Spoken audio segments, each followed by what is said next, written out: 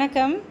TNPSC கையேடு 10th social சயின்ஸில் இந்திய அரசியலமைப்பு சிவிக்ஸில் முதல் பாடம் தான் நம்ம லாஸ்ட் வீடியோவில் பார்த்துருந்தோம். அதோட கண்டினியூட்டி தான் இப்போ நம்ம பார்க்க போகிறோம். என்னென்னு பார்த்தோன்னா, இந்திய அரசியலமைப்பு உருவாக்கம் குறித்து நம்ம அந்த லெசனில் பார்த்துட்ருந்தோம். அடிப்படை உரிமைகள் வரைக்கும் பார்த்துருந்தோம். மொத்தம் அடிப்படை உரிமைகள் எவ்வளவு அப்படின்னு சொல்லி பார்த்தோன்னா,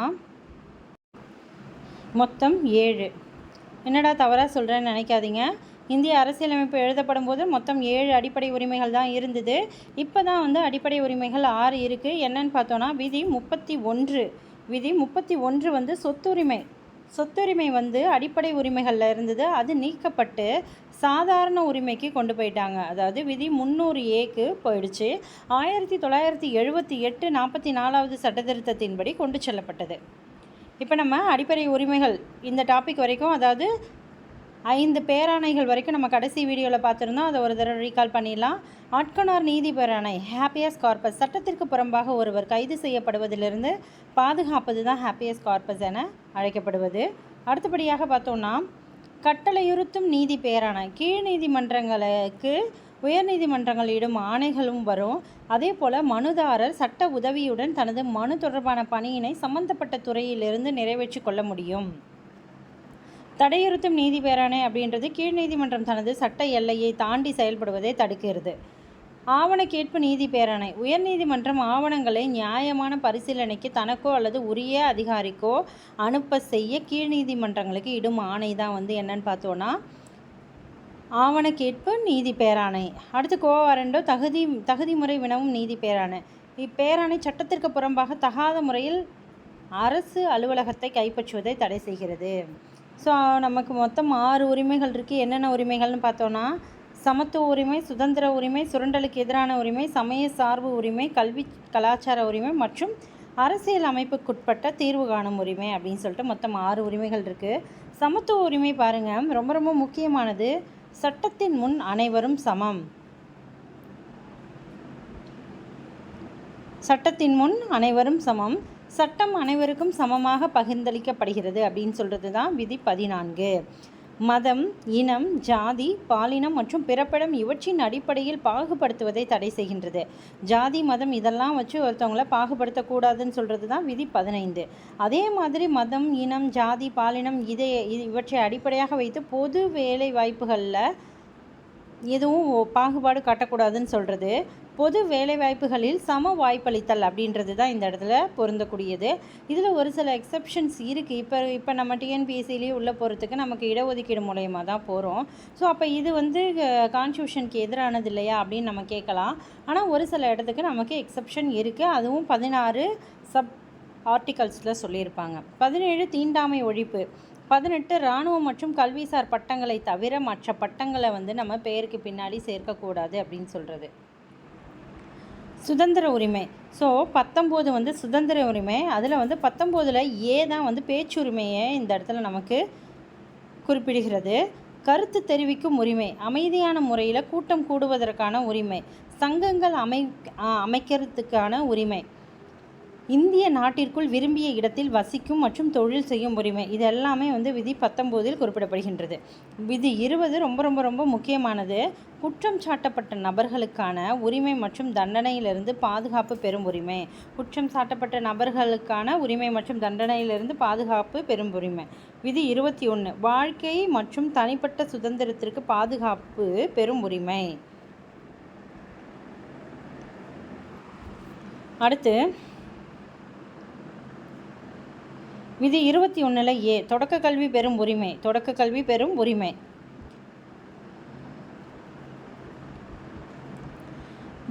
பிரிவு 22 சில வழக்குகளில் கைது செய்து தடுப்பு காவலில் வைப்பதற்கு எதிரான உரிமை. சில வழக்குகளில் கைது செய்து தடுப்பு காவலில் வைக்கிறதுக்கு எதிரான பாதுகாப்பு உரிமை தான் என்னன்னு பார்த்தோன்னா, நமக்கு சுதந்திர உரிமைகளில் குறிப்பிடும் உரிமைகள். சுரண்டலுக்கு எதிரான உரிமை 23 மற்றும் 24 கட்டாய வேலை, கொத்தடிமை முறை மற்றும் மனித தன்மையற்ற வியாபாரத்தை தடுக்கிறது. கொத்தடிமை முறை ஒழிப்பு காமனாக சொன்னோன்னா. 24 தொழிற்சாலைகளில் அபாயகரமான இடங்களில் குழந்தை தொழிலாளர்களை குழந்தை தொழிலாளர் முறையை தடை செய்வது தான் விதி 24. இப்போது சமய சார்பு உரிமை. விதி 25, 26, 27, 28 இதை அப்படியே சீக்வன்ஸாக ஞாபகம் வச்சுக்கோங்க. எந்த ஒரு சமயத்தையும் பின்பற்றலாம். நம்ம வந்து இந்த சமயம் நம்ம பிறக்கிறது ஒரு சமயத்தில் பிறந்திருந்தாலும் நமக்கு பிடித்திருக்குன்ற அடிப்படையில் வச்சு நம்ம வேறு ஒரு சமயத்தை பின்பற்றலாம். அதே போல் இப்போ நம்ம வேறு ஒரு மதத்துக்கு நம்ம போகிறோம். ஸோ அந்த மதம் சம்பந்தமான சமய விவகாரங்களை நிர்வகிக்கும் உரிமை நிறுவனங்கள் நிர்வகிக்கலாம். நம்ம அடுத்து வந்து எந்த ஒரு மதத்தையும் பரப்புவதற்கு அந்த மதத்தை நான் வந்து பரப்பணும், மற்றவங்களுக்கு நான் அதை எடுத்து சொல்லணும் அப்படின்றதுக்காக டேக்ஸ் வந்துட்டு செலுத்தணுன்ற அவசியம் கிடையாது. மதத்தை பரப்புவதற்கான வரி செலுத்துவதற்கு எதிரான உரிமை. ஓகேங்களா. அடுத்து வந்து விதி 28 மதம் சார்ந்த கல்வி நிறுவனங்களில் நடைபெறும் அந்த வழிபாடு மற்றும் அறிவுரை நிகழ்வுகளில் கலந்து கொள்ளாமல் இருக்க உரிமை. ஸோ இது மாதிரி என்ன சொல்கிறாங்கன்னா, கவர்மெண்ட்டோடைய நிதி பெறும் நிறுவனங்களில் இந்த மாதிரியான வழிபாடுகள் இதெல்லாம் வந்து நடத்தக்கூடாது அப்படின்றதுக்கான உரிமை தான் வந்து என்னன்னு சொல்கிறாங்கன்னா 28. ஸோ அடுத்து வந்து ரொம்ப ரொம்ப முக்கியமானதுன்னு பார்த்தோன்னா, கல்வி மற்றும் கலாச்சார உரிமை சிறுபான்மையினர் குறித்து சொல்லக்கூடிய 2 ஆர்டிகல் 29, 28 சிறுபான்மையினரின் எழுத்து மொழி மற்றும் கலாச்சார பாதுகாப்பு. 30 வந்து அவங்களுடைய கல்வி நிறுவனங்களை அவங்களே நிர்வகிக்கும் உரிமை. விதி 30. 31 தான் நமக்கு நீக்கப்பட்டது. 32 அரசியலமைப்புக்கு உட்பட்டு தீர்வு காணும் உரிமை. தனிப்பட்டவரின் அடிப்படை உரிமைகள் பாதிக்கப்படும் போது நீதிமன்றத்தை அணுகி நம்ம அந்த 5 பேராணைகள் வந்து பயன்படுத்தி நம்ம அதை பெற்றுக்கொள்ளலாம் அப்படின்னு சொல்கிறது தான். அடுத்து 31 நீக்கப்பட்டதுக்கான விவரம் இங்கே கொடுத்துருக்காங்க.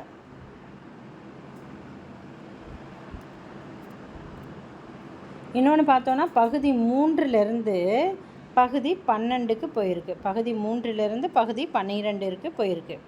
ஓகே. அடிப்படை உரிமைகளை நிறுத்தி வைத்தல். ஸோ அடிப்படை உரிமைகளை எப்போ நிறுத்தி வைக்க முடியும்? இந்திய அரசியலமைப்பு சட்டப்பிரிவு 352 குடியரசுத் தலைவரின் அவசர நிலை எமர்ஜென்சி பீரியட் எப்போ வந்துட்டு இந்திய அரசியலமைப்பு சட்டப்பிரிவு 19 கீழ் உத்தரவாதம் அளிக்கப்பட்ட சுதந்திரம் தாமாகவே நிறுத்தப்படுகிறது. மற்ற அடிப்படை உரிமைகளையும் குடியரசுத் தலைவர் சில குறிப்பிட்ட ஆணைகளை பிறப்பிப்பதன் மூலம் இந்த ஆணைகள் நாடாளுமன்றத்தால் கட்டாயம் அங்கீகரிக்கப்பட வேண்டும் சொல்கிறாங்க. ஸோ இப்போ நம்ம டிபிஎஸ்பி அரசுக்கு நெறிமுறையுறுத்தும் கோட்பாடுகள் கவர்மெண்ட்டுக்கு. ஆனால் இப்போ நம்ம மக்களுக்கான அடிப்படை உரிமைகள் இவங்க இதெல்லாம் செய்யணும் அப்படின்ற மாதிரி கொடுத்த மாதிரி அரசுக்குன்னு ஒரு சில ரெஸ்ட்ரிக்ஷன் சொல்கிறதுக்கானது தான் இந்த பகுதி 4.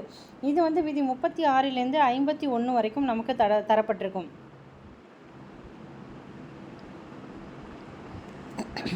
இந்த அரசியலமைப்பு சட்டம் வழிகாட்டும் நெறிமுறைகளுக்கான தனியாக எந்த ஒரு வகைப்பாட்டினையும் அது வந்து பெற்றிருக்கலன்னு சொல்லியிருக்காங்க. இருப்பினும் இதில் வந்து பொருளடக்கம் வழிகாட்டுதல் அடிப்படையில் 3 பெரும் பிரிவுகள் இதில் இருக்கும்.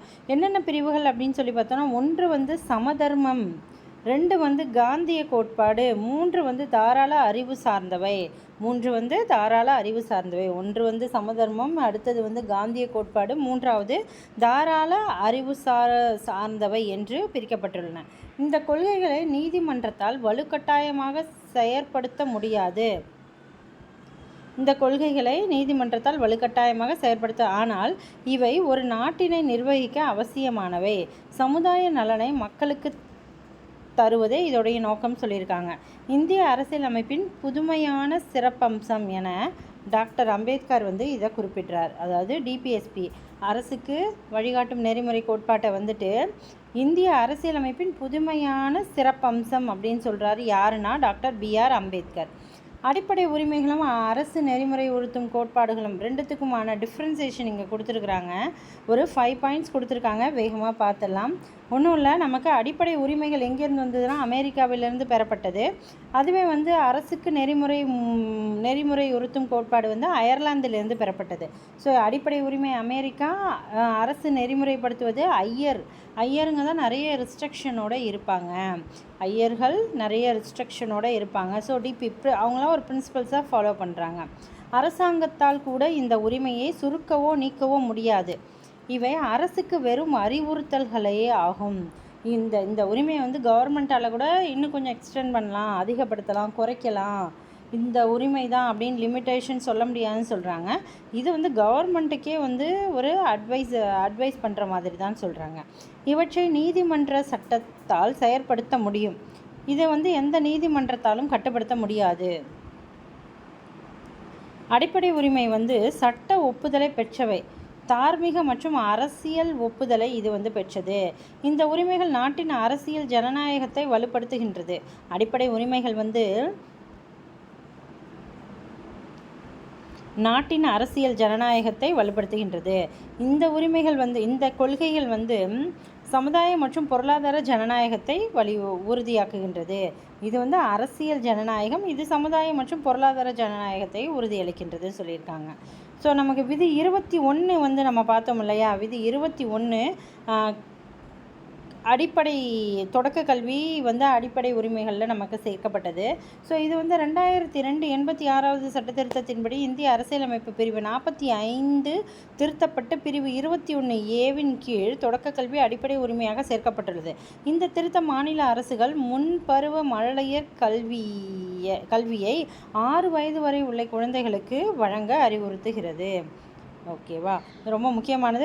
விதி 21 வந்து எந்த சட்டத்திருத்தத்தின்படி கொண்டு வரப்பட்டிருக்குன்னா 2002 86வது சட்டத்திருத்தத்தின்படி கொண்டு வந்திருக்குன்னு சொல்லியிருக்காங்க. ஸோ இப்போ வந்து அடிப்படை கடமை எந்த நாட்டிலிருந்து பெறப்பட்டது அப்படின்னு சொல்லி பார்த்தோன்னா ரஷ்யாவிலிருந்து பெறப்பட்டது. 1976ஆம் ஆண்டு சர்தார் ஸ்வரன் சிங் தலைமையிலான ஒரு கமிட்டி வந்து இந்த சட்டத்திருத்தங்கள், அதாவது இந்த அடிப்படை கடமைகள் வந்து கான்ஸ்டியூஷனில் வேணும்னு சொல்லி அறிவுறுத்தியிருப்பாங்க. ஸோ அதன் அடிப்படையில் வந்து 1976 42வது சட்டத்திருத்தத்தின்படி இந்த அடிப்படை கடமைகள் மொத்தம் இப்போது எவ்வளோ இருக்குன்னா 11 இருக்குது. இவங்களுடைய பீரியடில் 10 வந்து ஃபஸ்ட்டு சேர்த்துருப்பாங்க. 1976 42வது சட்டத்திட்டத்தின்படி 10 அடிப்படை கடமைகள் வந்து சேர்க்கப்பட்டு பகுதி 4A என்ற ஒரு புதிய பகுதி வந்து பகுதி 22ல் 1 எக்ஸ்ட்ரா வந்து சேர்க்கப்பட்டுச்சு. இந்த புதிய பகுதி 51A என்ற ஒரே ஒரு பிரிவை மட்டும் கொண்டது. அதுக்கு கீழே 51A 51A B C அப்படின்னு சொல்லி நமக்கு 11 அடிப்படை கடமைகள் வந்துட்டு இதில் கொடுத்துருப்பாங்க. ஸோ ஃபஸ்ட்டு ஒன்று, ஒவ்வொரு இந்திய குடிமகனும் அரசியலமைப்பு, அதன் கொள்கைகள், நிறுவனங்கள், தேசிய கொடி மற்றும் தேசிய கீதம் முக்கியமாக ஞாபகம் வச்சுக்கோங்க. 51A வந்து பார்த்தோன்னா தேசிய கொடிக்கும் தேசிய கீதத்திற்கும் நம்ம ஒவ்வொருவரும் வந்து மரியாதை செலுத்த வேண்டும். அடுத்து வந்துட்டு சுதந்திர போராட்டத்திற்கு தூண்டுகோலாக அமைந்த உரிய நோக்கங்களை போற்றி வளர்த்தல்.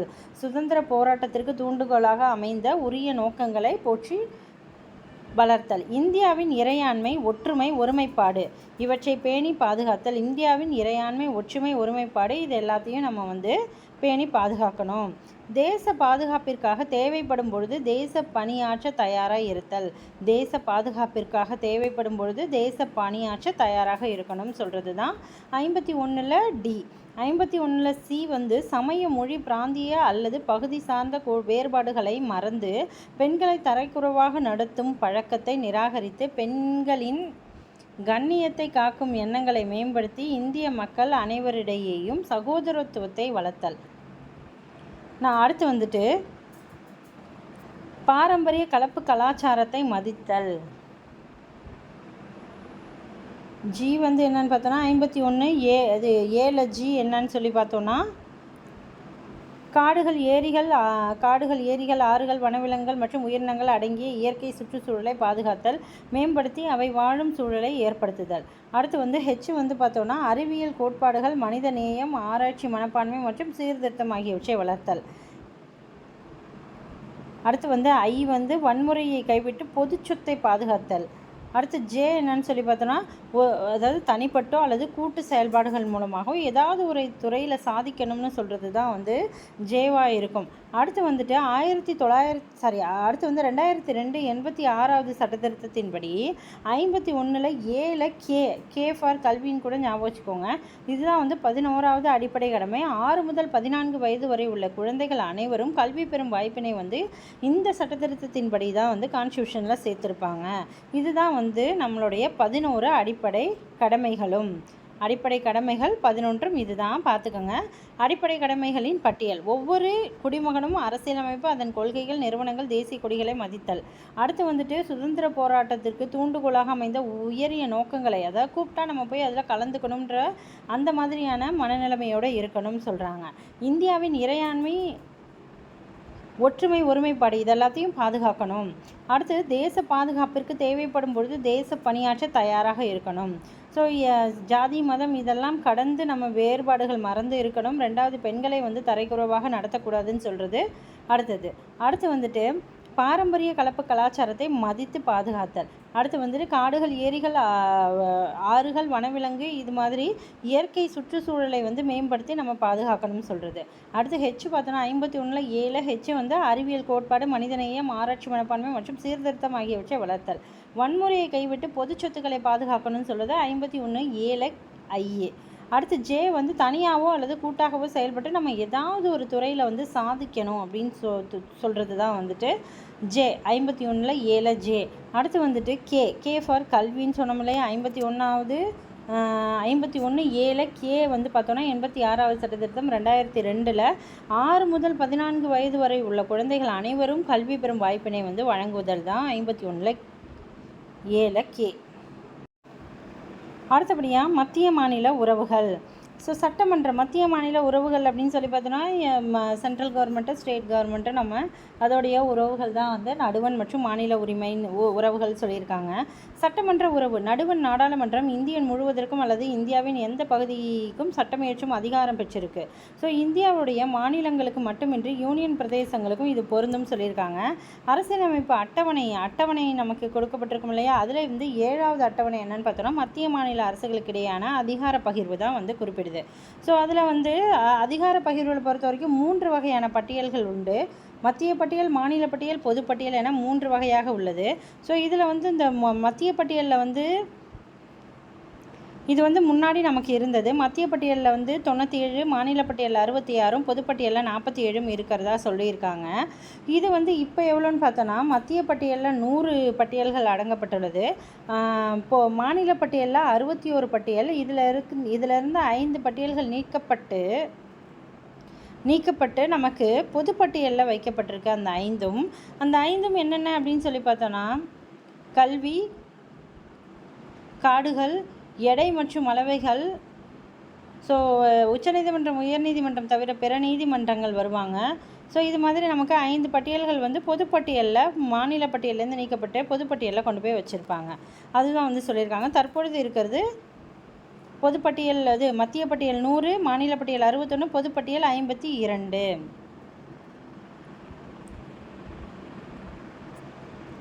இப்போ மாநில பட்டியல்னால் மாநில அரசு தான் அதில் சட்டம் இயற்றுவாங்க. மத்திய பட்டியல்னால் மத்திய அரசாங்கம் தான் அதில் சட்டம் இயற்றுவாங்க. பொதுப்பட்டியல்ன்ற போது ரெண்டு அமைப்புகளுமே சேர்ந்து வந்து செயல்படக்கூடியது தான் பொதுப்பட்டியல். நாடாளுமன்றம் மற்றும் மாநில சட்டமன்றங்கள் பொதுப்பட்டியலில் உள்ள துறைகள் மீது சட்டம் இயற்ற அதிகாரம் கொண்டுள்ளன. ஆனால் அதில் வந்து அதிகபட்ச அதிகாரம் யாருக்கு இருக்குன்னா நடுவண் அரசுக்கு. நடுவண் அரசுக்கும் மாநில அரசுக்கும் இடையே பொதுப்பட்டியலில் உள்ள துறைகள் குறித்து சட்டம் இயற்றும் போது முரண்பாடு ஏற்பட்டால் அதில் சட்டம் இயற்ற உரிமை யாருக்கு இறுதியானதுன்னு பார்த்தோன்னா நடுவண் அரசுக்கு தான் இறுதியானதுன்னு சொல்லியிருக்காங்க. ஸோ நான் சொன்னேன் இல்லையா, அதாவது 100 பட்டியல்கள், மாநில பட்டியல் 61, பொதுப்பட்டியல் 52. ஸோ 1976ஆம் ஆண்டு மேற்கொள்ளப்பட்ட 42வது சட்டத்திருத்தத்தின்படி மாநில பட்டியலில் இருந்து 5 துறைகள் பொதுப்பட்டியலுக்கு வந்துச்சு. ஸோ இதில் தெளிவாக கொடுத்துருக்காங்க. கல்வி, காடுகள், எடைகள் மற்றும் அளவைகள், பறவைகள் மற்றும் வனவிலங்கு பாதுகாப்பு மற்றும் உச்சநீதிமன்றம், உயர்நீதிமன்றம் அமைப்புகள் தவிர பிற நீதிமன்றங்களின் நீதி நிர்வாகம். கல்வி, காடுகள், எடைகள் மற்றும் அளவைகள், பறவைகள் மற்றும் வனவிலங்குகள் அதோடைய பாதுகாப்பு மற்றும் உச்சநீதிமன்றம், உயர்நீதிமன்றம் தவிர பிற நீதிமன்றங்கள் இதெல்லாமே இதில் அடங்கும். சட்டமன்ற உறவுகள், நிர்வாக உறவுகள், நிதி உறவுகள் 3 வகையாக இருக்கு இல்லையா. இந்த சட்டமன்ற உறவுகள் விதி வந்து 245 255 வரை. ஸோ நிர்வாக உறவுகள் 256 முதல் 264 வரை. 264 வரை. ஸோ 263 வரை. 264 முதல் 295 வரை நமக்கு நிதி உறவுகள் சொல்லப்படும். ஸோ இப்போ வந்து நம்ம இது வரைக்கும் பார்த்துருக்கோம் நிர்வாக உறவுகள். அடுத்து ஒரு மாநில அரசின் நிர்வாக உறவுகள் விதி என்னென்னு சொன்னோம் அப்படின்னு ஞாபகம் இருக்கா? 256 263 வரை. ஒரு மாநில அரசின் நிர்வாக அதிகாரம் அதன் சொந்த மாநிலத்தில் மட்டும் உள்ளது மற்றும் அம்மாநிலத்தில் மட்டுமே தனக்கான சட்டம் இயற்றும் தகுதியை பெற்றுள்ளது. அதே வேளையில் நடுவண் அரசும் பிரத்யேக நிர்வாக அதிகாரம் பெற்றுள்ளது. அது நாடாளுமன்றம் தொடர்பான விஷயங்களை சட்டம் இயற்ற சிறப்பதிகாரம், மாநில அரசு செய்து கொள்ளும் உடன்படிக்கை அல்லது ஒப்பந்தங்களை அங்கீகரிப்பது இதெல்லாமே அதில் அடங்கும். நிதி உறவுகளை பொறுத்த வரைக்கும் இந்திய அரசியலமைப்பு சட்டப்பகுதி 12 இருக்கு இல்லையா? ஸோ அதில் விதி 268 293 வரை உள்ள பிரிவுகள் நடுவண் மாநில அரசுகளின் நிதி சார்ந்த உறவுகளை பற்றி விளக்குகிறது அப்படின்னு சொல்லியிருக்காங்க. ஸோ இது 264 ஸ்டார்ட் ஆகிடும். இதில் 68ன்னு கொடுத்துருக்குறாங்க. அதையும் ஒரு முறை ரீசெக் பண்ணிக்கோங்க. நடுவண் மாநில அரசுகள் அரசியலமைப்பு சட்டத்தின் மூலம் பல வகையான வரிகளை விதிக்கும் அதிகாரங்களை பெற்றுள்ளன. ஸோ விதி 280 கீழ் குடியரசுத் தலைவரால் நியமனம் செய்யப்பட்ட நிதிக்குழு பரிந்துரை அடிப்படையில் நடுவண் அரசால் சில வரிகள் விதிக்கப்பட்டு வசூலிக்கப்பட்டு நடுவண் அரசாலும் மாநில அரசாலும் பிரித்து கொள்ளப்படுகிறதுன்னு சொல்லியிருக்காங்க. மத்திய மாநில உறவுகளை விசாரிக்க மறைந்த முன்னாள் பிரதமர் அவர்களால் இந்திரா காந்தி அவர்களால் 1983 ஆண்டு சர்க்காரியா குழு 1983 ஆண்டு சர்க்காரியா குழு அமைக்கப்பட்டது. இக்குழு 247 பரிந்துரைகளில் 180 பரிந்துரைகளை நடுவண் அரசு செயல்படுத்தியிருக்காங்க. ஸோ 1983 இந்திரா காந்தி அம்மா 1984 இறந்துருப்பாங்க. ஸோ அதுக்கு முன்னாடி ஒரு வருடம் முன்னாடி போடப்பட்டது இந்த சர்க்காரியா குழு. இந்த குழுவில் 247 பரிந்துரைகளில் 180 பரிந்துரைகள் நடுவண் அரசு செயல்படுத்தியதுன்னு சொல்கிறாங்க. 1969 நடுவண் அரசு மத்திய மாநில உறவுகள் குறித்து ஆராய தமிழக அரசு போடப்பட்ட கமிட்டி என்னன்னு பார்த்தோன்னா ராஜமன்னார் குழு.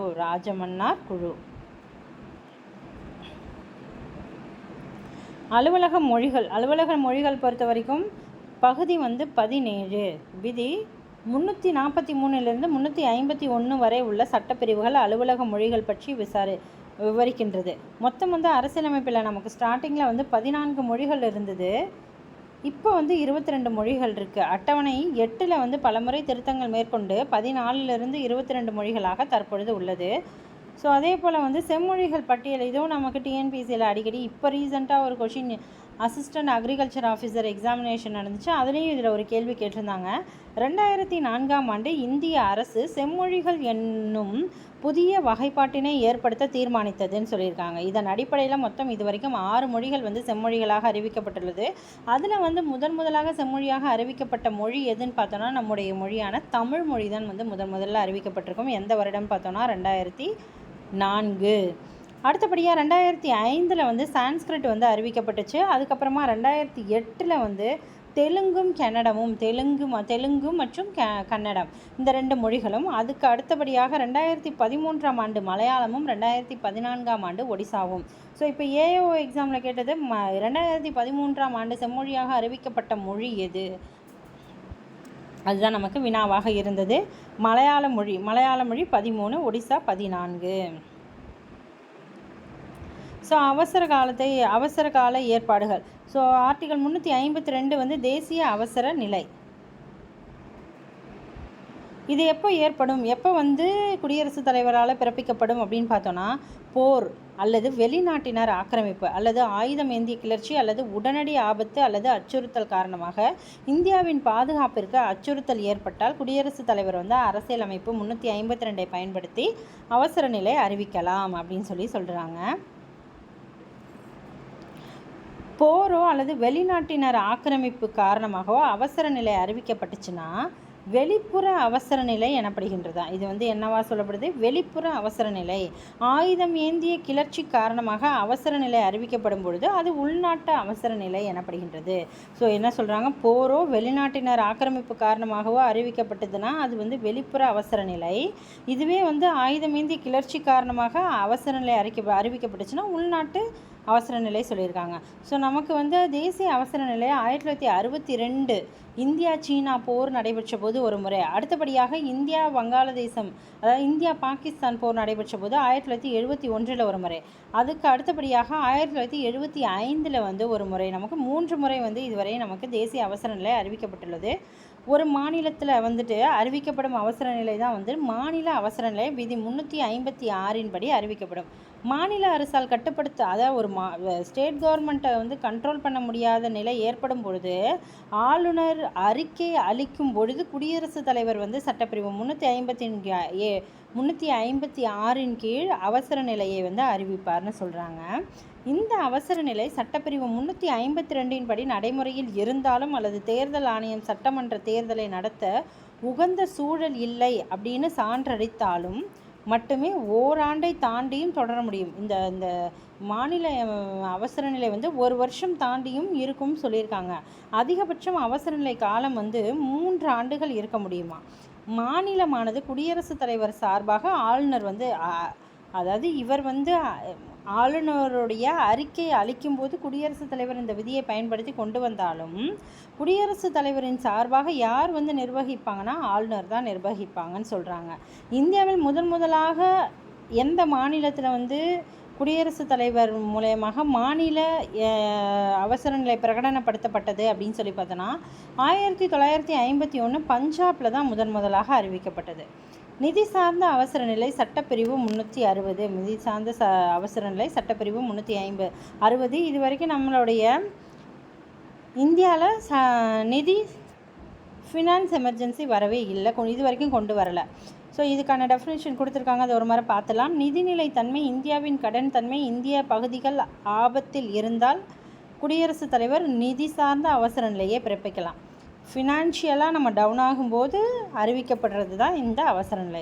இந்த வகையான அவசர நிலை மத்திய மாநில அரசு ஊழியர் எந்த வகுப்பினர் ஆயினும் அவர்கள் ஊதியம், படிகள், உச்சநீதிமன்ற உயர்நீதிமன்ற நீதிபதி உட்பட அனைவரது ஊதியமும் குடியரசுத் தலைவரின் ஓர் ஆணையின் மூலம் குறைக்கப்படும். இந்த வகையான அவசர நிலை இந்தியாவில் இது வரைக்கும் வரலை அப்படின்றது தான் உண்மை.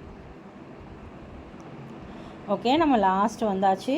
இப்போ வந்து பார்த்தோன்னா அரசியலமைப்பு சட்ட திருத்தம் அமெண்ட்மெண்ட் அப்படின்னு குறிப்பிடக்கூடிய என்னும் சொல் மாற்றம், மேம்படுத்துதல் மற்றும் சிறு மாறுதல் அப்படின்றத குறிக்கும்.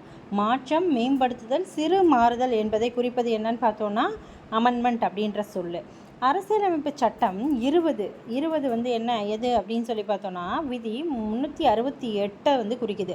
விதி 368 என்ன அப்படின்னு சொல்லி பார்த்தோன்னா கான்ஸ்டியூஷனுடைய சட்ட திருத்தங்களை, அரசியலமைப்புடைய சட்ட திருத்தங்கள் செய்வதை பின்பற்றுவதற்கான முறைகள், அது இப்படி தான் பண்ணணும் அப்படின்ற ரூல் இருக்கும் இல்லையா, அதை குறிப்பிடுவது தான் விதி 368. அரசியலமைப்பு திருத்தம் செய்வதில் பின்பற்றப்படும் வழிமுறைகள். நாடாளுமன்றத்துடைய 2 அவைகளிலும் அரசியலமைப்பு சட்ட திருத்த மசோதா அறிமுகப்படுத்தணும். 2 அவையிலும், இந்த அவையிலையா அந்த அவையிலையா. இப்போ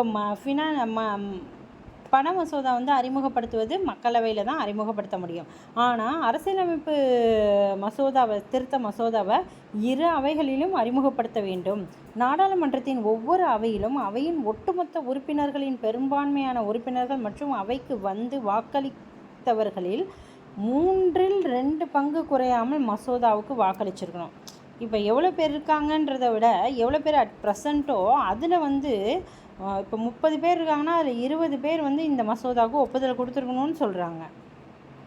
அப்போ தான் இதை வந்து நிறைவேற்ற குடியரசுத் தலைவர் ஒப்புதலுக்காக அப்போ தான் அனுப்பவே முடியுமா. ஸோ பாராளுமன்றத்தில் 3/2 பங்கு உறுப்பினர்கள் ஒப்புதல் கொடுத்த பிறகு தான் மசோதாவிற்கு குடியரசுத் தலைவரோட ஒப்புதலுக்கு அனுப்ப முடியும்னு சொல்கிறாங்க. ஸோ குடியரசுத் தலைவர் ஒப்புதல் அளித்த பின் மசோதா திருத்தப்பட்ட சொற்களுடன் அரசியலமைப்பில் ஏற்றுக்கொள்ளப்படும். நாடாளுமன்றத்தால் மட்டுமே அரசியலமைப்பு சட்ட திருத்தத்தை கொண்டு வர முடியும். ஸோ கான்ஸ்டியூஷனுடைய சட்ட திருத்தத்தை யாரால் கொண்டு வர முடியும்னு சொல்கிறாங்க, நாடாளுமன்றத்தால் மட்டுமேன்னு சொல்கிறாங்க. மாநில சட்டமன்றத்தால் அரசமைப்பின் எந்த ஒரு சட்ட திருத்தத்தையும் கொண்டு வர முடியாது. ஸோ இது வந்து பார்லிமெண்ட்டால் மட்டும்தான் கொண்டு வர முடியும், நம்மளுடைய ஸ்டேட் கவர்மெண்ட்டுடைய சட்டமன்றத்தால் கொண்டு வர முடியாதுன்னு சொல்லியிருக்காங்க. ஸோ திருத்தத்துடைய வகைகள், அரசியலமைப்பு சட்ட திருத்தத்தின் வகைகள் விதி 368 சட்டப்பிரிவுகளையும் 3 வகைகளில் வந்து நம்ம திருத்தம் செய்யப்படலாம்னு சொல்கிறாங்க. ஒன்று வந்து நாடாளுமன்றத்தின் சாதாரண அறுதி பெரும்பான்மை மூலமாக திருத்த முடியும். சிறப்பு அறுதி பெரும்பான்மை, சாதாரண அறுதி பெரும்பான்மை, சிறப்பு அறுதி பெரும்பான்மை. அடுத்து நாடாளுமன்றத்தின் சிறப்பு அறுதி பெரும்பான்மையுடன் பாதிக்கும் மேற்பட்ட மாநில சட்டமன்றங்களில் ஒப்புதல் பெறுவதன் மூலமாக. ஒன்று வந்து சாதாரண அறுதி பெரும்பான்மை, சிறப்பு அறுதி பெரும்பான்மை. சிறப்பு அறுதி பெரும்பான்மையுடன் பாதிக்கும் மேற்பட்ட மாநில சட்டமன்றத்துடைய ஒப்புதல் பெறுவதன் மூலமாக நம்ம அரசியலமைப்பை திருத்த முடியும்னு சொல்லியிருக்காங்க. அரசியலமைப்பின் 42வது சட்ட திருத்தத்தை என்னன்னு சொல்கிறாங்கன்னா, அது வந்து ஒரு மினி கான்ஸ்டியூஷன் சொல்லுவாங்க. சிறு அரசியலமைப்பு என அழைக்கப்படுவது 42வது சட்ட திருத்தம். ஸோ லாஸ்ட் பேரா பாருங்கள், அரசியலமைப்பு சீர்திருத்த குழுக்கள். ஸோ 2000ஆம் ஆண்டில் இந்திய அரசு ஒரு தீர்மானத்தின்படி எம்.என். வெங்கடாச்சலையா தலைமையில் அரசமைப்பு சட்ட செயல்பாட்டிற்கான தேசிய சீராய்வு ஆணையம் ஒன்றை அமைச்சிருக்காங்க. ஸோ தேசிய சீராய்வு ஆணையம் வந்து 2000ஆம் ஆண்டில் யாருடைய தலைமையின் கீழ் அமைக்கப்பட்டது என்றால் எம்.என். Venkatachaliah.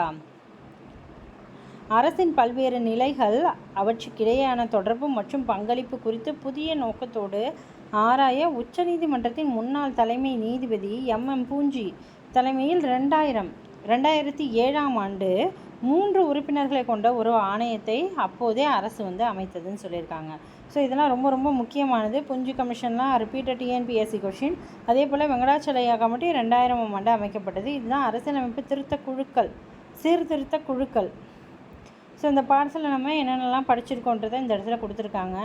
So book back answer key நம்ம வந்து அடுத்த வீடியோவில் பார்க்கலாம். இதில் ஏதாவது சந்தேகங்கள் இருந்தால் கமெண்ட் செக்ஷனில் சொல்லலாம். உங்களுக்கு எங்கள் சேனலோடைய வீடியோ பிடிச்சிருந்தால் லைக் பண்ணுங்கள், ஷேர் பண்ணுங்கள், முக்கியமாக சப்ஸ்கிரைப் பண்ண மறக்காதீங்க. தேங்க்யூ.